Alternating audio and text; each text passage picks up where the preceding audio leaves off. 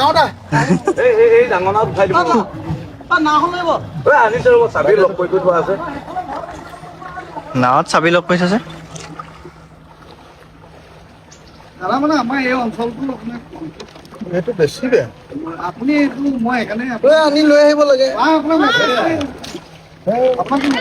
এই চাবা সি ডুবাব দিয়া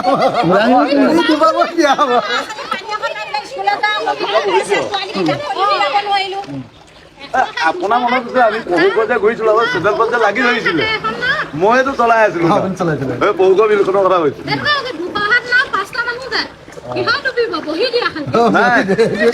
এইটো লেটেং পেটেং নাজানে যে এইটো মানে দাদা চব আইলামুখ ধুনীয়াকে লৈ আছে আগৰ পৰা লৈ চব কথা বুজি পালো এই মাজে মাজে এনেকুৱা কেলে হৈ যায় মানে গোহাঁই গাঁৱলৈকে দাদা এইফালে গোটেই অঞ্চলটো 2 নম্বৰ ৱাৰ্ডলৈকে সম্পূৰ্ণ ডুবি আৰু এতিয়াও পানী ওলোৱাই নাই এতিয়া মই যে আপোনাক কৈ আছোঁ গাই আছোঁ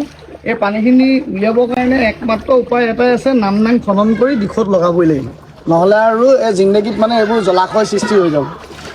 এইবোৰ মানে নোলায় আৰু এইবোৰ তিনি কোনে মাৰিছে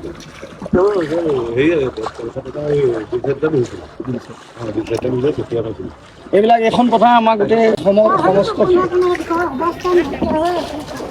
দেখাম চব দেখাম এইখন আমাৰ ব্লক হয় ৰাজহুৱা ব্লক এইখন আমাৰ পথাৰ আছিলে সম্পূৰ্ণ শেষ এই কি হৈছে এইখন একো নাই ইমান কি পইচা মই নিবম দাৰ নিচিনা ভয়টো লগা নাই কিন্তু পানীখিনিত পৰিলে বৰ বেয়া লাগে দেখাম পৰা আদি কৰি হৈছে নাই এইটো হৈ গ'ল অলৰেডি মানুহ কিছুমানৰ কষ্টামন দিয়াও হ'ল এই মাইকী মানুহ কিছুমানক কিমান মানুহ আছে আছে তাঁত বোৱা মন্দিৰ ওচৰত লৈছোঁ মই সপোনৰ খনানৰ ঘৰটো দেখাই লৈছোঁ মই খনানৰ ঘৰটো দেখাই লৈছোঁ মই এইটো সোমাই আহিছোঁ দিলীপ দাসৰ ঘৰলৈ দিলীপ দাসৰ ঘৰ ডিঙিত পানী কৈছিলে দিলীপ দাসৰ ল'ৰাটো এইবাৰ BSc 5th চেম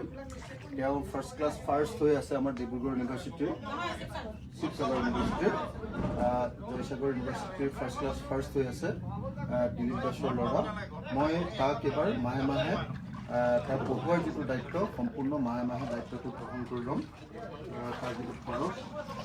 চব আপোনালোকে দিলীপ দাসৰ ঘৰৰ অৱস্থা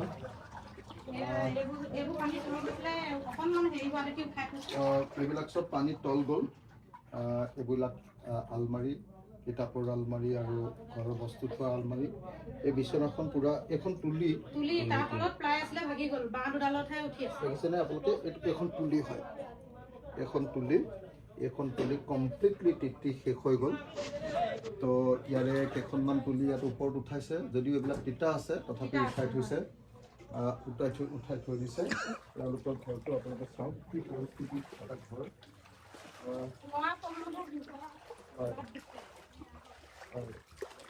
আপোনালোকে দেখিছে তেনেকুৱা পৰিস্থিতি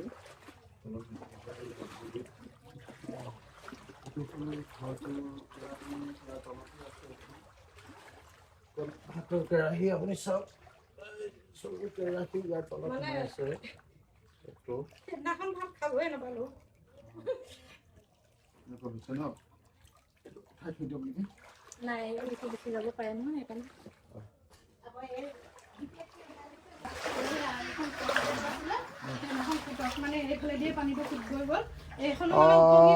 মই অলপ আগতে কৈছিলোঁ যে দেউতাকৰ নাম দীনেশ দাস দিলীপ দাসৰ ল'ৰা তেওঁ আমাৰ শিৱসাগৰ ইউনিভাৰ্চিটিৰ ফাৰ্ষ্ট ক্লাছ ফাৰ্ষ্ট হয় ফিজিক্সৰ তেওঁৰ নিজৰ টেবুলখনো উঠি গুচি গ'ল বচাব নোৱাৰিলে মাকে কান্দি আছে এতিয়া মাকে সেইটোক লৈ কান্দি আছে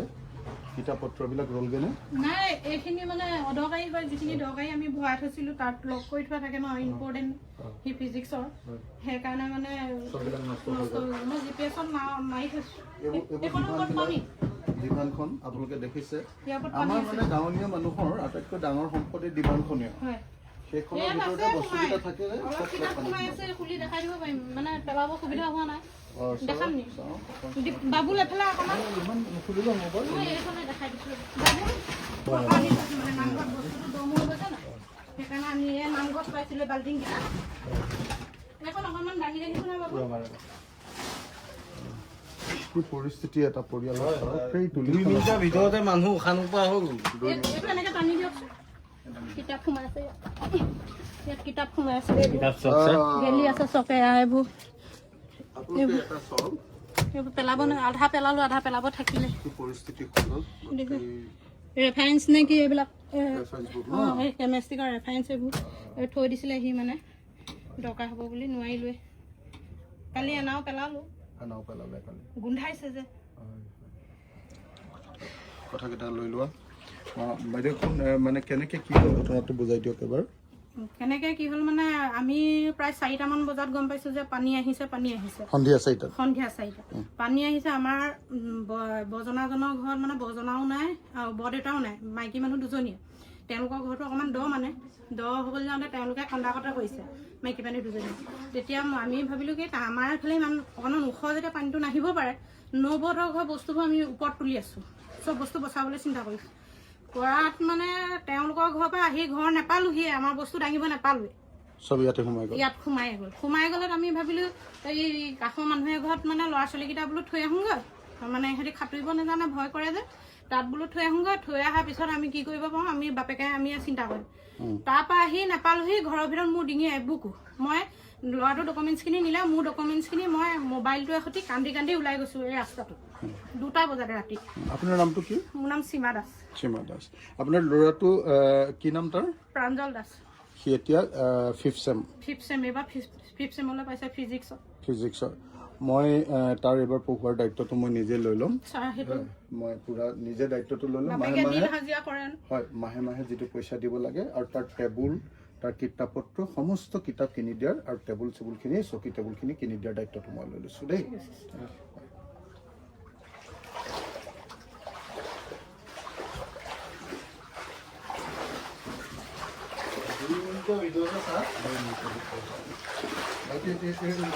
অকণ দূৰৰ পৰা লৈ লোৱা